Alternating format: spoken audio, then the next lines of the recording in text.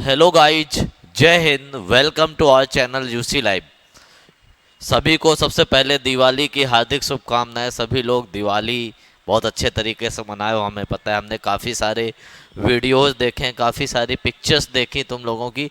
तो सबको एक बार दीपावली की हार्दिक शुभकामनाएं। अब देखो त्यौहार हो चुका है, सारे त्यौहार निकल चुके हैं। दशहरा, करवा चौथ और दीपावली हो चुके हैं। अब तुम्हारे सीजीएल की डेट भी आ चुकी है, जो कि सीजीएल की जो डेट है इस बार एग्ज़ाम की, थोड़ा लोग सरप्राइज हैं लेकिन ये रियल है। जो सीजीएल की डेट है वो कब से है? 1 दिसंबर से। 1 दिसंबर से 13 दिसंबर तक पेपर होने वाला है। 1 से 13 तक आपका एग्जाम होने वाला है। तो सभी लोग अब कमर कस लो, बिल्कुल पूरी तरह से तैयार हो जाओ, वेल प्रिपेयर्ड हो जाओ एग्जाम के लिए, कि पेपर में कम से कम इतने मार्क्स ले आओगे। प्री निकल आए, प्री के 2-3 महीने बाद मेंस होगा, तो आपको तैयारी करने में काफ़ी समय मिल जाएगा। जो मेंस होगा अपना, वो मार्च में होगा या अप्रैल में होगा। मेंस का एग्ज़ाम मार्च या अप्रैल में होगा। तो, तो पूरी तरह से तैयार हो जाओ, पूरी तरह से प्रिपेयर्ड हो जाओ, ठीक है। अगर किसी को कोई दिक्कत है किसी भी सब्जेक्ट में तो कमेंट बॉक्स में बता दिया करो।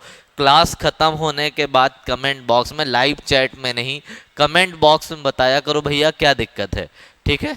कमेंट बॉक्स में अपनी सारी दिक्कतें बता दिया करो, जो भी दिक्कत है, जिसको जिस प्रकार की दिक्कत है। देखो एरर्स में करा रहा हूँ, वोकैब में करा रहा हूँ। कुछ दिन बाद और सेशंस बड़े कर देंगे। अभी 45-50 मिनट की क्लास चलती है, फिर और बड़े, क्योंकि मैं फालतू की बातचीत करता नहीं हूँ। क्लास के बीच में क्वेश्चंस से क्वेश्चंस कराता हूँ, तो जल्दी जल्दी क्वेश्चन करने। हर क्वेश्चन में एक कॉन्सेप्ट होगा, हर तरीके के क्वेश्चंस होंगे, सारे प्रीवियस ईयर क्वेश्चंस होंगे, जिससे तुम आसानी से प्री में इंग्लिश में 45 से 50 तक पहुँच जाओगे। मेरी जो ईडियम्स की क्लासेस थी, 3 क्लासेस थी ईडियम्स की, जो 3 क्लासेस थी, 90% ईडियम्स उन्हीं से आएगी। और मैं थोड़ा एक क्लास और करा दूंगा, उससे बाहर से अगर ईडियम्स आए तो कहना, ठीक है। 3 या 4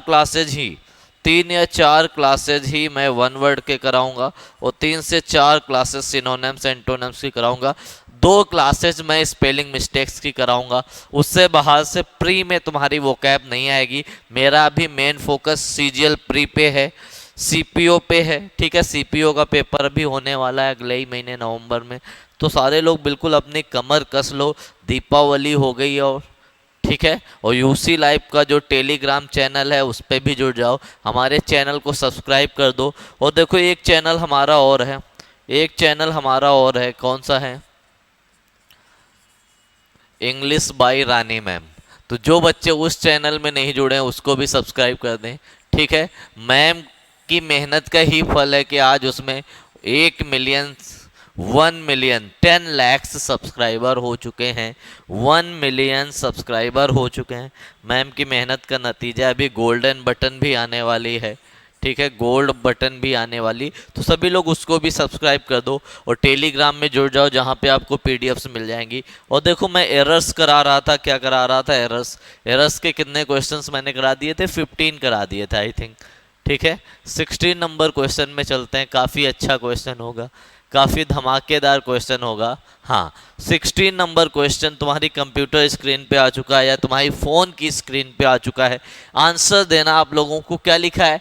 the fisheries sector have grown significantly in the last 1 year. क्या बोला गया? जो फिशरीज सेक्टर है वो बहुत बढ़ा है, ग्रो किया है लास्ट 1 ईयर में। देखो एक प्यारा सा कॉन्सेप्ट मैं तुम्हें बता रहा हूँ, बहुत ही प्यारा सा। क्या कॉन्सेप्ट है? देखो दो चीजें होती हैं, एक होता है लास्ट, पास्ट, ठीक, लास्ट या पास्ट इसके साथ टाइम दे दिया जाए। एक होता है द लास्ट या द पास्ट, इसके साथ टाइम दे दिया जाए। दो चीजें होती हैं, एक लास्ट पास्ट प्लस टाइम होता है, एक the last the past plus time होता है।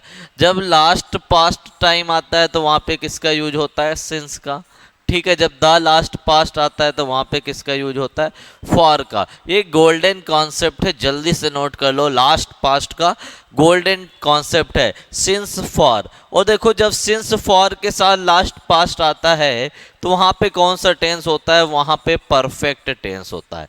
कौन सा टेंस होता है, परफेक्ट। और अगर लास्ट पास्ट उसके साथ टाइम आ जाए, वहां पे सिंस फॉर ना दिया जाए, सिंस फॉर ना दिया जाए तो वो कौन सा टेंस होता है, वो पास्ट इंडेफिनिट टेंस होता है। दो कॉन्सेप्ट ये नोट कर लो, अगर लास्ट पास्ट के साथ सिंस फॉर दिया है तो वो परफेक्ट टेंस होगा, और अगर द लास्ट दिया है, द पास्ट दिया है तो फॉर आएगा, सिर्फ लास्ट सिर्फ पास्ट दिया है तो सिंस आएगा। और सिंस फॉर अगर नहीं दिया, अकेले लास्ट या पास्ट आ जाए, उसके साथ कोई भी समय आ जाए, तो वहां पे टेंस कौन सा होता है, वहां पे पास्ट इंडेफिनिट टेंस होता है। कौन सा टेंस होता है, पास्ट इंडेफिनिट होता है। तो जल्दी से सभी लोग, जल्दी से एक बार सभी लोग जल्दी से आंसर दो और कमेंट बॉक्स को भर दो पूरी तरीके से। और एक बार जल्दी से कमेंट करो, हाउस द जोश, तुम्हारा जोश कैसा है। ठीक है, पहला क्वेश्चन तुम्हारी स्क्रीन पे आ चुका है, आंसर दो क्या होने वाला है। चलो ये तो हो गया। अब बात कर रहे हैं द फिशरीज सेक्टर है। अब देखो बात हो रही फिशरीज सेक्टर की, मछली पालन जो सेक्टर है, मछली पालन जो सेक्टर है, एक मतलब डिपार्टमेंट है जो भी है। अब ये देखो तुम्हें दिख रहा है, ये क्या है, ये सिंगुलर है। कैसा है, सिंगुलर, सिंगुलर है, तुम्हें खुद दिख रहा है ये क्या है, सिंगुलर। जब सिंगुलर है तो वर्ब क्या आनी चाहिए, वर्ब आनी चाहिए हैज। तो यहाँ पे क्या हो जाएगा, बहुत बच्चे लास्ट पास्ट देख के यहाँ पे और कुछ लगाते हैं तो वो गलत है। ठीक है, और इन भी सही है, इन कोई दिक्कत नहीं, वैसे तो फॉर आना चाहिए था। क्लियर है। अब देखो यहाँ पे क्या हो गया, हैव होगा या हैज होगा, तो सबको पता है हैज होगा, तो कौन सा आंसर सही है, डी नंबर। यहाँ पे हैव की जगह हैज, बहुत सारे बच्चे इन की जगह फॉर करेंगे, इन भी सही है। तो मेन एरर कहाँ पे, फोर्थ नंबर में, हैव की जगह क्या कर दोगे, हैज कर दोगे। जल्दी से बताओ सबको समझ में आया, जल्दी से सारे लोग कमेंट बॉक्स में बता दें सबको समझ में आया या नहीं आया। ठीक है, चलो पहला क्वेश्चन आज का हो गया एरर्स सीरीज का, जो सीजीएल के प्रीवियस ईयर एरर्स थे जो इसी साल हुआ था, उसका 16th नंबर, टोटल 89 एरर्स हैं, 16th नंबर क्वेश्चन हो चुका है। अब चलते हैं अगले नंबर में, 17th नंबर में। 17th नंबर में क्या लिखा, my older brother which you will meet later is a dentist. जल्दी से बताओ क्या आंसर होगा। अब देखो फिर से एक राफेल कॉन्सेप्ट मैं बताने वाला हूं। किसका राफेल कॉन्सेप्ट मैं बताने वाला हूं, हु, whom, which, that। अब ये चार चीजें, हु, whom, which, that। देखो हु, whom तो लिविंग के लिए आता है, किसके लिए आता है, लिविंग के लिए। विच आता है नॉन लिविंग के लिए, किसके लिए आता है, नॉन लिविंग के लिए। ठीक है, और जो दैट आता है, दैट किसके लिए आता है, किसी कंडीशन के लिए। किसके लिए आता है, किसी भी कंडीशन के लिए किसका प्रयोग करते हैं, दैट का।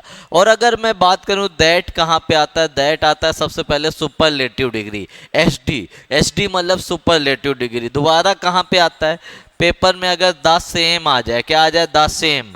नोट करते चलो, अगर पेपर में द ओनली आ जाए, द सेम आ जाए, द ओनली आ जाए, द होल आ जाए, क्या आ जाए, द होल, और क्या आ जाए, द रीजन आ जाए, द रीजन, तो यहां पे क्या आता है, दैट। और देखो दैट कहां पे आता है, कहीं पे ऑल आ जाए, और ऑल अगर लिविंग के लिए आएगा तो वहां पे हु भी आ सकता है, लेकिन ऑल नॉन लिविंग के लिए आए तो वहां पे दैट आता है।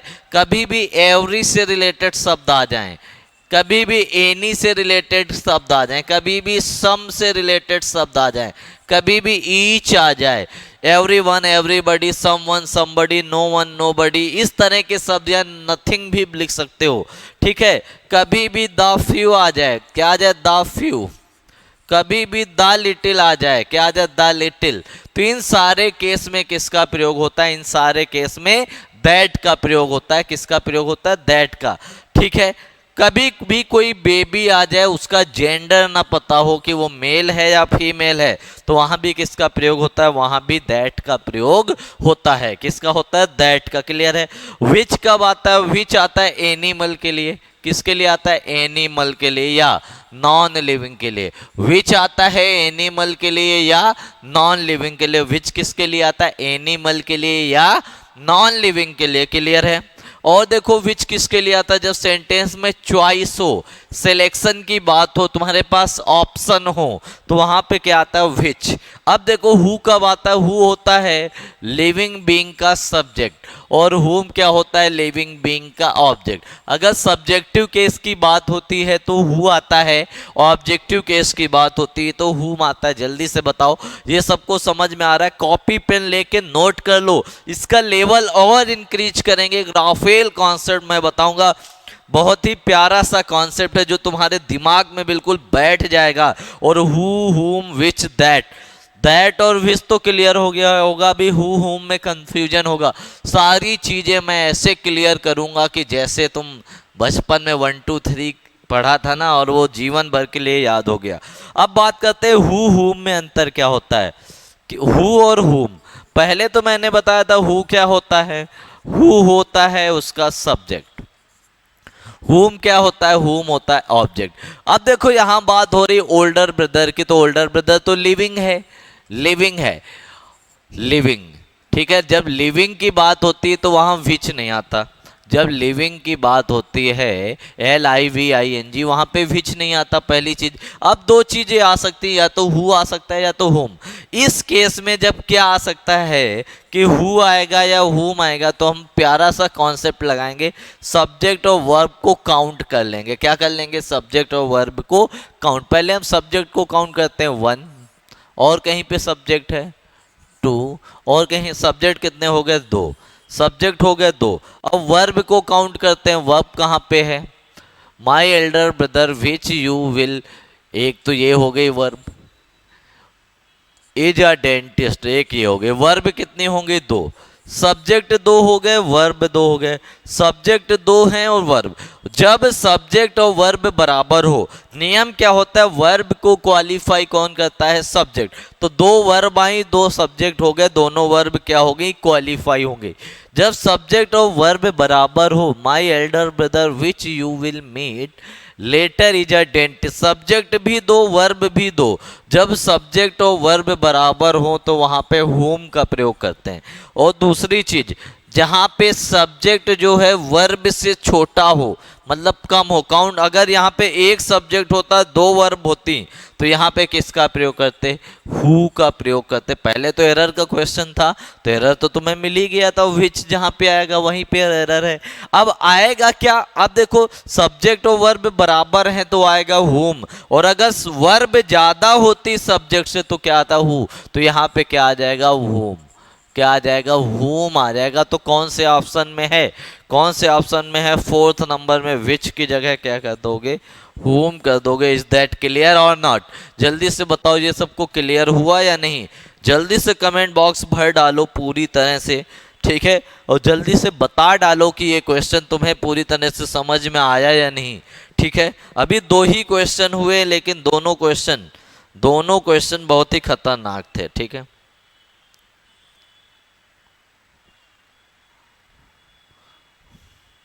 चलो क्लियर है। अब चलते हैं अगले क्वेश्चन में। अगले क्वेश्चन में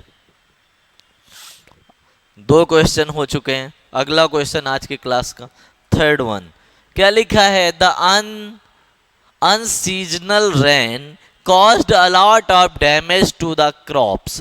जल्दी से बताओ क्या एरर है। बहुत प्यारा सा क्वेश्चन है, इसी बार CGL में आया हुआ है, बहुत ही प्यारा सा क्वेश्चन है। इससे इजी क्वेश्चन तो तुम्हारे पेपर में कोई आ ही नहीं सकता, ठीक है।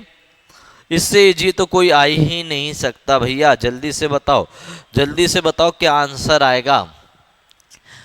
द अनसीजनल रेन, बिल्कुल सही। कॉज्ड, उसने कॉज किया। A lot of damage to the cross, मतलब बहुत ज्यादा डैमेज, तो बिल्कुल सही था, ठीक है, बिल्कुल सही है। कॉज्ड भी सही है, अनसीजनल रेन भी सही है, क्रॉप्स भी सही है, तो नो एरर। क्या होगा इस वाले क्वेश्चन में? इस वाले क्वेश्चन में होगा नो एरर। क्लियर है?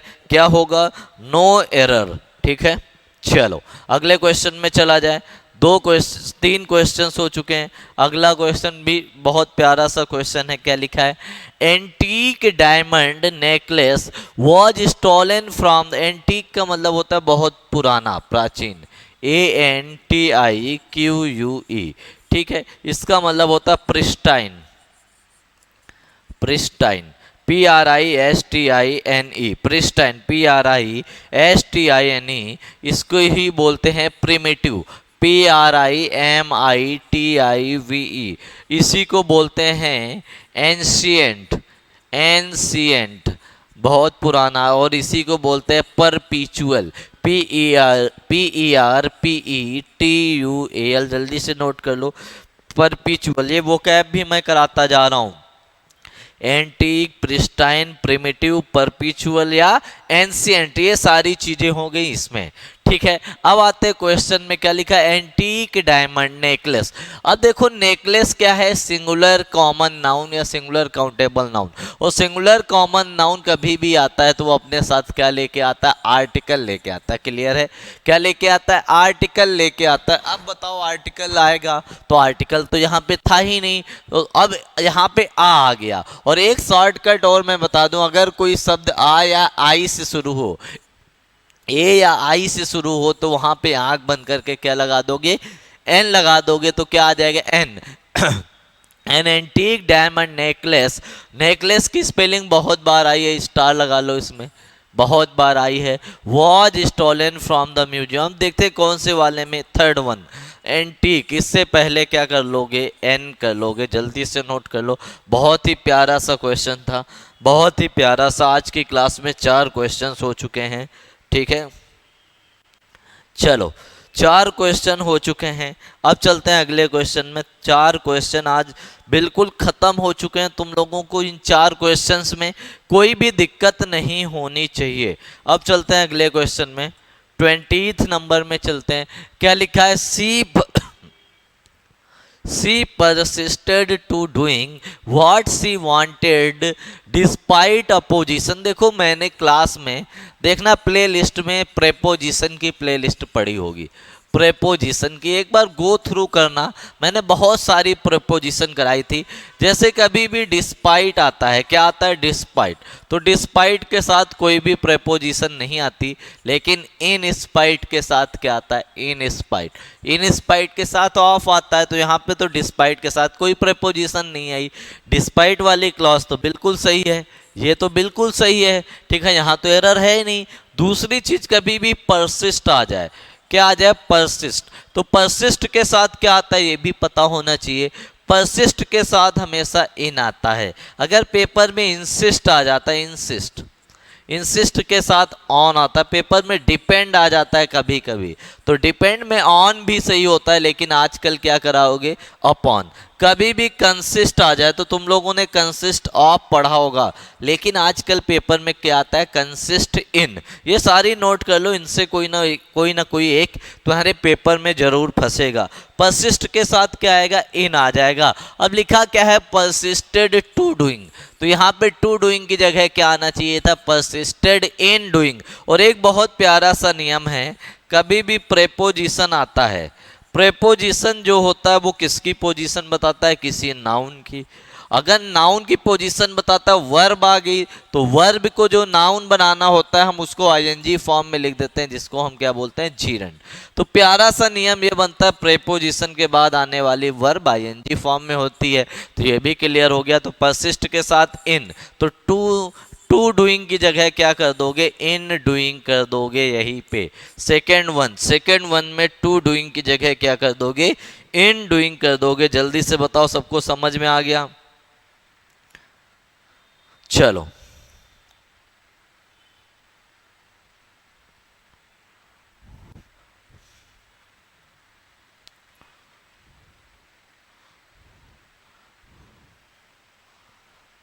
ठीक है, क्लियर हो गया।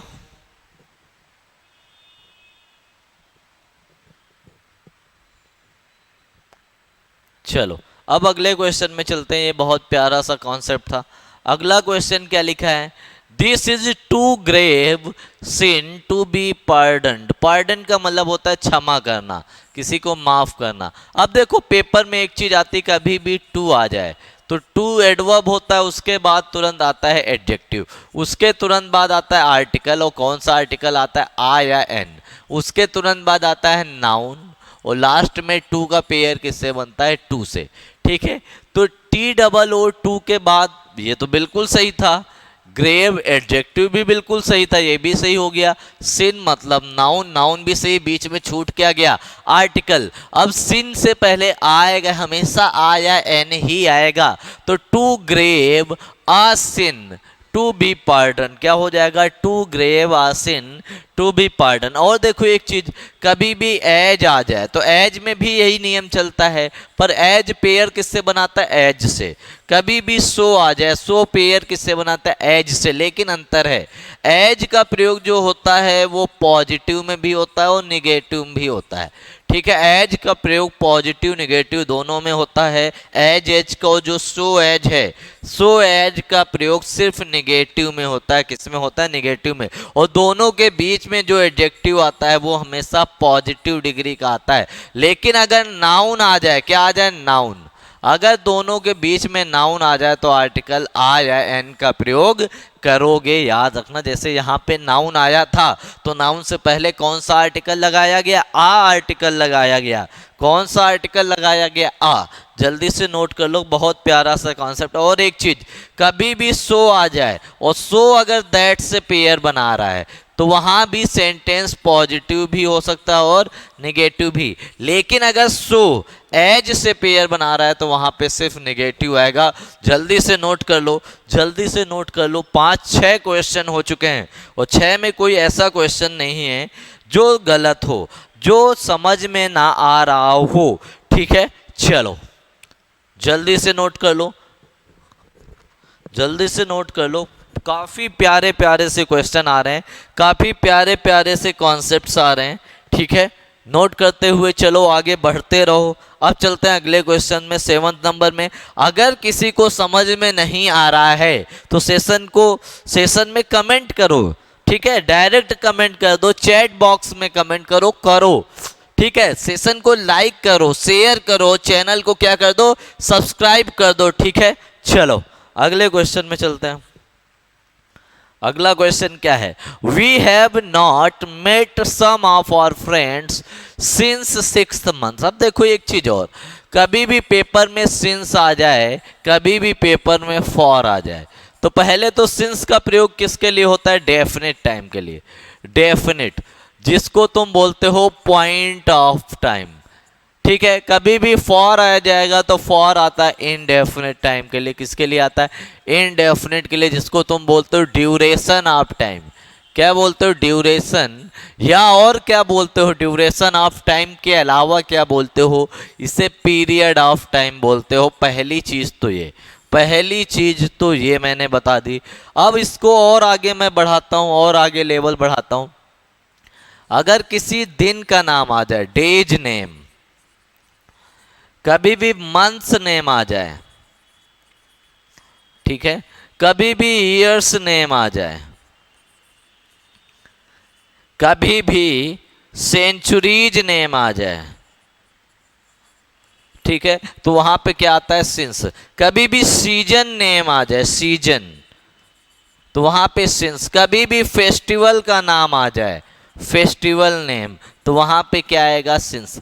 लेकिन अगर कोई नंबर आ जाए, नंबर, नंबर मतलब संख्या, और उसके साथ डेज आ जाए, मंथ आ जाए, ईयर आ जाए, सेंचुरीज आ जाए, सीजन आ जाए, इस तरह के शब्द, और आ जाए HOUR, मिनट आ जाए नंबर के साथ, 1 मिनट 2 मिनट, ठीक है, दिन आ जाए, घंटे आ जाए, सेकंड आ जाए, तो वहां पे हमेशा किसका प्रयोग करते हैं? फॉर का। किसका प्रयोग किया जाता है? फॉर का प्रयोग किया जाता है। जल्दी से बताओ, किसका प्रयोग किया जाता है? फॉर का। ठीक है, फॉर का प्रयोग वहां पे किया जाता है। ठीक है,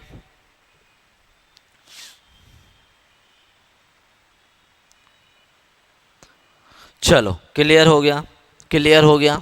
अब देखो एक चीज और, चीज क्या, यहाँ पे देखो 6th मंथ है, नंबर मैंने बोला था नंबर, नंबर के साथ मंथ आ जाए, नंबर के साथ मंथ आता है तो सिंस नहीं, क्या आता है, फॉर।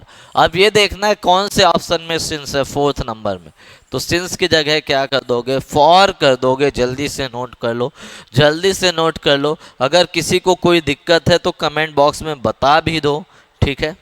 चलो इतना नोट करो, लाइक करते रहो सेशन को, ठीक है, शेयर करते रहो, कम से कम 5-5 शेयर तो कर ही दिया करो मेरे नाम के, मुझे दिवाली में यही गिफ्ट दे दो तुम लोग, ठीक है। चलते हैं अगले क्वेश्चन में। अगला क्वेश्चन क्या लिखा है, अगला क्वेश्चन लिखा है the policeman asked many people but no one was knowing how the accident happened. जल्दी से बताओ, बहुत ही प्यारा सा क्वेश्चन है बच्चों, बहुत ही प्यारा सा, बहुत ही प्यारा कॉन्सेप्ट है इसका। अगर ये भी क्वेश्चन तुम्हें नहीं आ रहा है ना तो कोई भी क्वेश्चन तुम्हें आएगा नहीं, बहुत ही प्यारा क्वेश्चन है।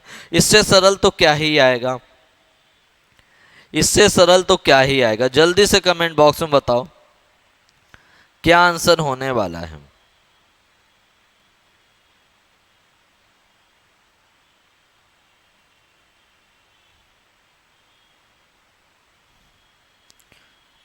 ठीक है, जल्दी से बताओ क्या आंसर आएगा, इससे आसान क्वेश्चन तो होएगा ही नहीं।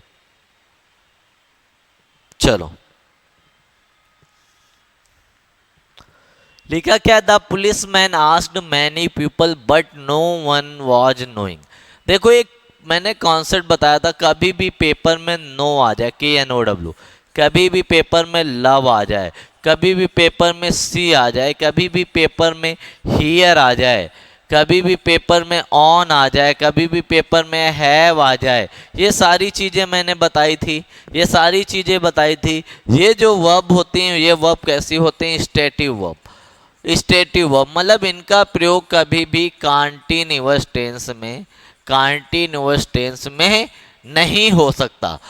तो यहाँ पे कौन सा नियम लगाते हैं, -1। अगर पास्ट कॉन्टिन्यूअस है तो पास्ट कॉन्टिन्यूअस में -1 करोगे तो कौन सा टेंस होगा, जल्दी से बताओ। अगर पास्ट कॉन्टिन्यूअस में -1 करोगे तो कौन सा टेंस होगा, तो सबको पता है पास्ट कॉन्टिन्यूअस में -1 कर दोगे तो पास्ट इंडेफिनिट हो गया।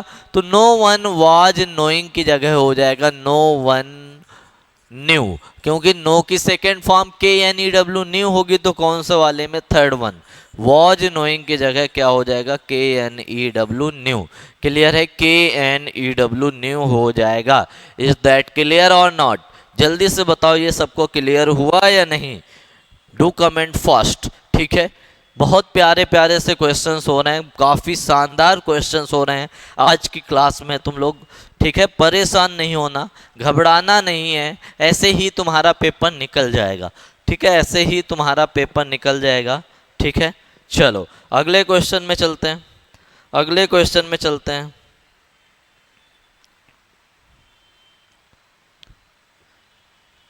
ठीक है।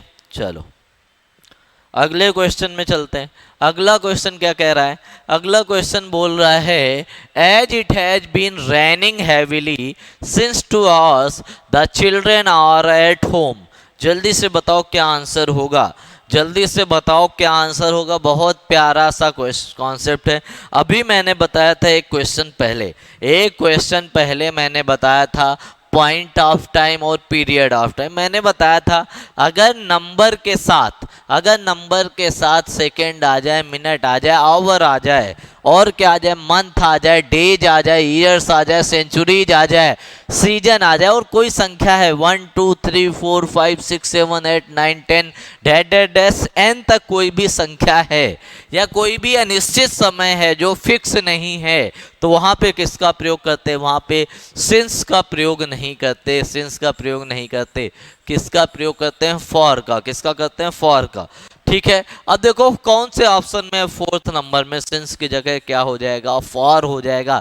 तो इसका सही आंसर क्या लिखा है, as it has been raining heavily for 2 hours the children are at home. जल्दी से बताओ सबको क्लियर हुआ, सबको क्लियर हुआ या नहीं, जल्दी से कमेंट बॉक्स में बताओ सबको क्लियर हुआ या नहीं।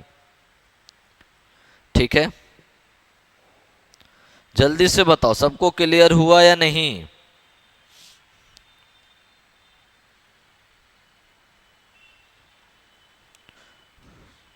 चलो अगले क्वेश्चन में चलते हैं, अगले क्वेश्चन में चलते हैं।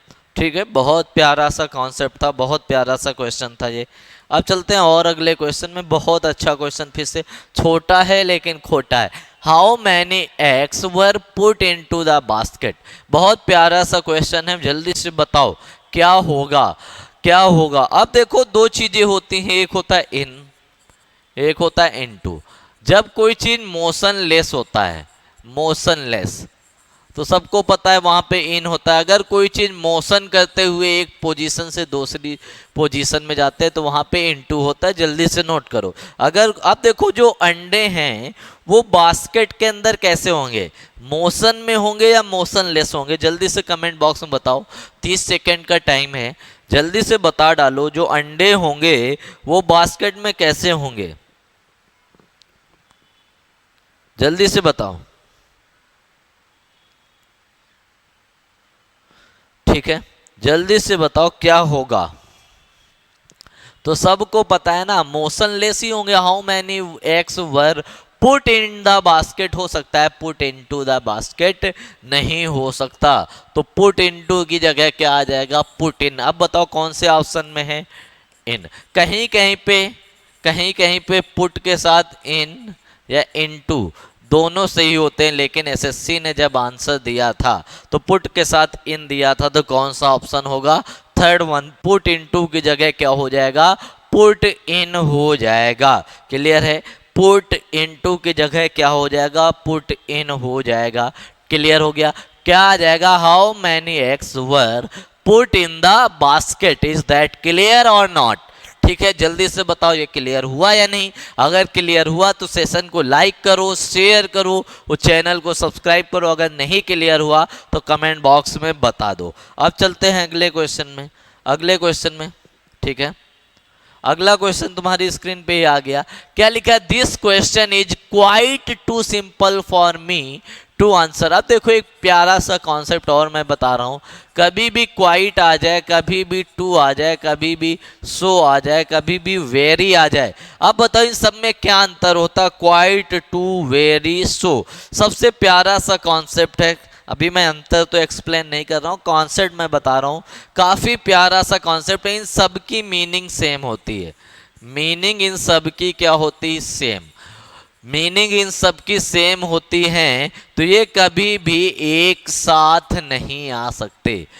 ये शब्द कभी भी एक साथ नहीं आ सकते हैं, क्योंकि इनकी मीनिंग सेम है, इनका अर्थ सेम है, मीनिंग सेम है।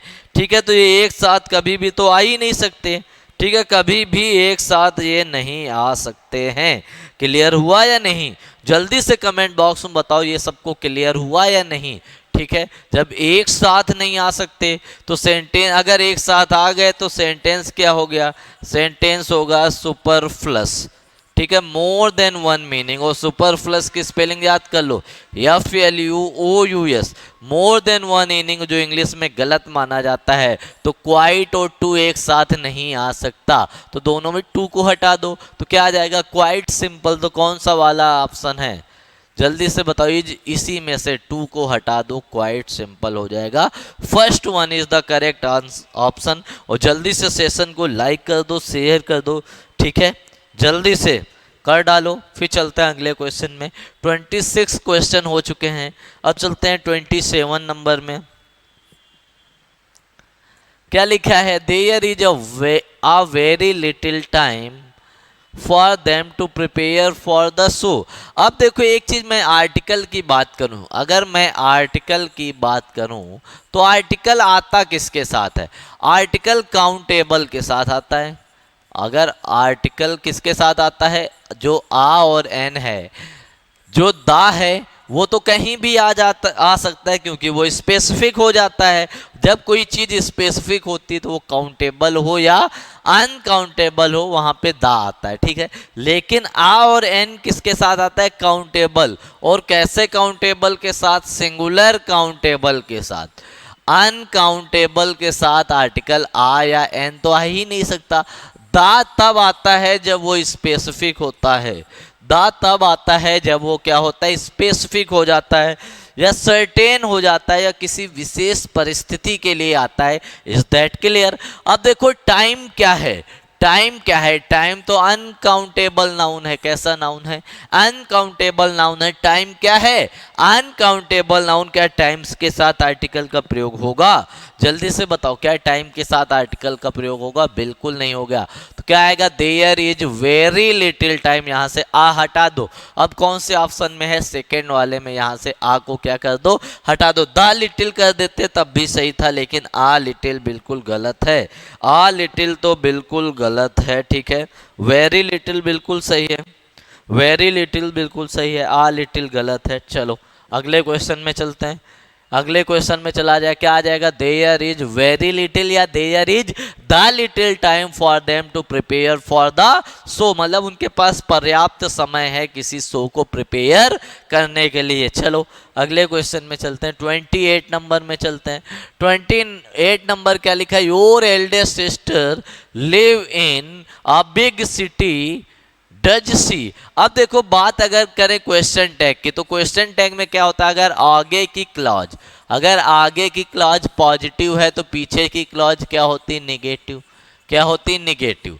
अब देखो लिखा है लिव्ज। लिव्ज मतलब प्रेजेंट इंडेफिनिट, प्रेजेंट इंडेफिनिट। और प्रेजेंट इंडेफिनिट में जब सिंगुलर होता है तो क्या आता है? डज। ये तो बिल्कुल सही था, लेकिन निगेटिव बनाने के लिए डजेंट यूज किया जाता है, डजेंट सी। तो यहाँ पे डज सी नहीं आएगा, यहाँ पे डज सी नहीं आएगा। डज सी की जगह क्या आ जाएगा? Doesn't, doesn't see. ठीक है, क्लियर है? चलो जल्दी से बताओ, ये सबको क्लियर हो गया? ये क्लियर हो गया? जल्दी से बताओ, क्लियर हो गया? चलो अब देखो पेपर में एक चीज और, कभी भी पेपर में, एक मिनट, हाँ, कभी भी पेपर में, कभी भी पेपर में एम आ जाए, एम आई, ठीक है, या आई एम आ जाए, तो उसको चेंज किस में करते हो? उसको चेंज किया जाता है आरंट आई में। किस में चेंज किया जाता है? आरंट आई में। लेकिन कभी भी एम नॉट आ जाए तो उसको एम आई में चेंज करते हो। जल्दी से नोट कर लो, अगर पॉजिटिव आया है तो आरंट आई में चेंज करोगे, और निगेटिव आ गया तो फिर एम आई में चेंज करोगे। इज दैट क्लियर और नॉट? जल्दी से बताओ, सबको ये क्लियर हुआ है या नहीं हुआ है? जल्दी से बताओ, जल्दी से बताओ, चलो जल्दी से बताओ, सबको ये क्लियर हुआ या नहीं? जल्दी से बताओ, सबको ये क्लियर हुआ या नहीं? कमेंट बॉक्स में बता दो जल्दी से, ठीक है। तो यहाँ पे एम आई अगर आ जाएगा तो आरंट आई होगा, एम नॉट आएगा तो एम आई हो जाएगा। अब एक चीज और, अगर क्वेश्चन टैग की बात करें, अगर क्वेश्चन टैग में कभी भी एवरी वन आ जाए, कभी भी एवरी वन या एवरीबडी, ठीक है, कभी भी समवन, समवन, या क्या आ जाए? समबडी, कभी भी नो वन या नोबडी, तो उसको किस में चेंज करते हो? इनको चेंज करते हो दे में। किस में? वैसे तो everyone, someone, everybody, everybody, no one, ठीक है, या तो इसी में नो बडी या एनी वन, एनी वन या एनीबडी। इस तरह के शब्द कभी भी आएंगे तो किसमें करोगे? दे। अगर प्रेजेंट इन वो प्रेजेंट कंटीन्यूअस है तो आरंट दे आ जाएगा, डोंट दे आएगा, वरंट दे आएगा, मतलब दे तो प्लूरल लेगा ना। नोट कर लो जल्दी से, every one, everybody, some one, somebody, no one, nobody, any one, anybody, ठीक है, ये आ जाएगा तो उसको किस में चेंज करोगे? दे में। किस में चेंज करोगे? दे में। अब देखो एक चीज और, इसी में एक चीज और मैं बताऊंगा, कभी भी ये आ जाए, एवरीथिंग आ जाए, क्या आ जाए? एवरीथिंग। कभी भी नथिंग आ जाए, कभी भी समथिंग आ जाए, समथिंग, ठीक है, कभी भी एनीथिंग आ जाए, एनीथिंग। तो इस तरह के जो शब्द होंगे उनको किस में चेंज करोगे? उनको चेंज करोगे इट में। किस में चेंज करोगे?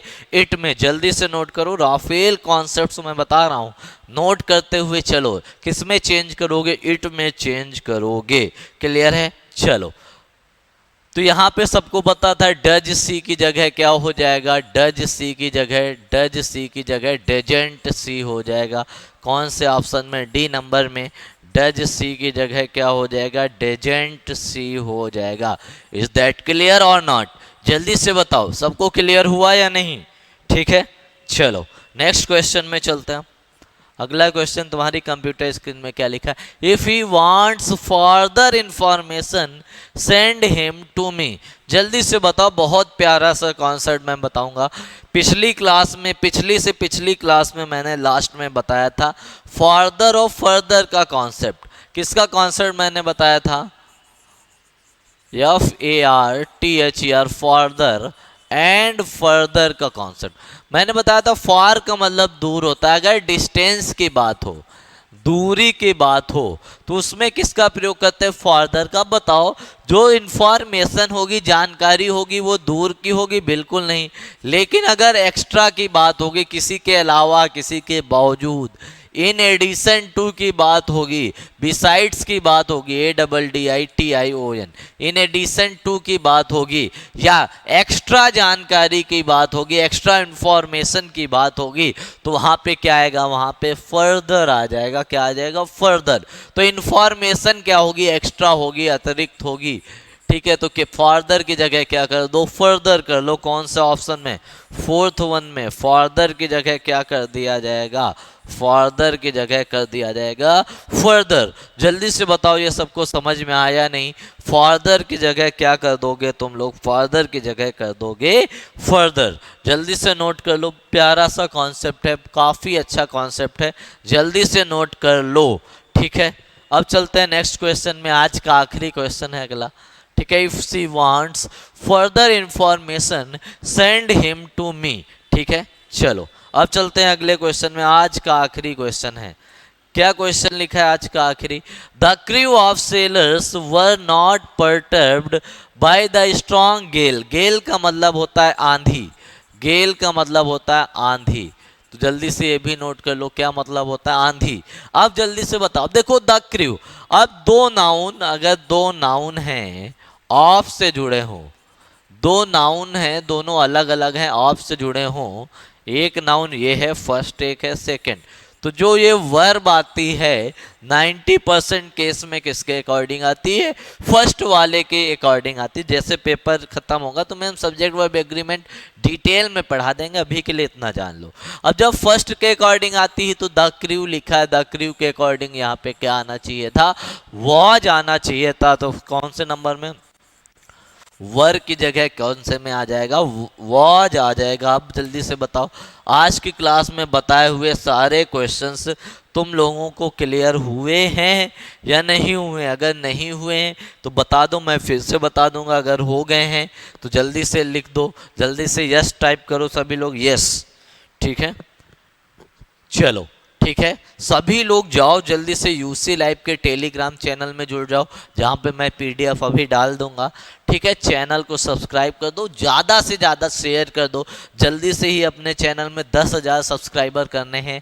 ठीक है, मैम के चैनल में जैसे को पता है आप लोगों के 1 मिलियन सब्सक्राइबर हो गए हैं, तो अपने में भी कम से कम 10,000 तो होने ही चाहिए।